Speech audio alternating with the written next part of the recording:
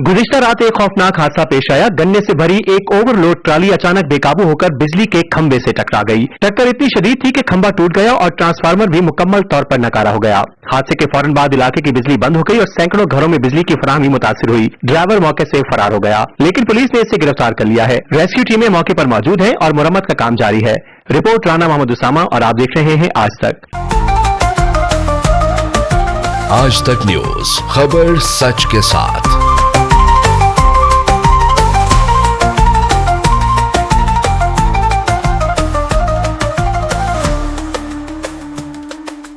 गुज़िश्ता रात गन्ने से ओवरलोड एक ट्राली आबादी के दरमियान से गुजरते हुए अचानक बेकाबू हो गई और सीधी जाकर बिजली के खंबे से टकरा गई।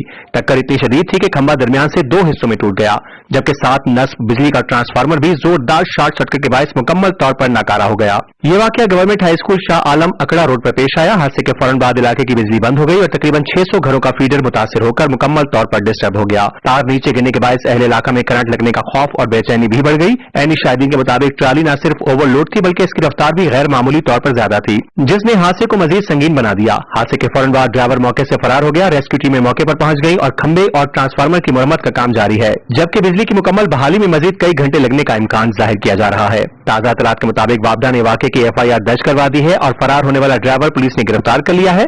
मजीद अपडेट्स के लिए हमारे साथ रहिए। आज तक की वीडियोस देखने के लिए हमारा चैनल सब्सक्राइब कीजिए और बेल आइकन को क्लिक कीजिए ताकि आप हमारी आने वाली वीडियो से बाखबर रह सकें।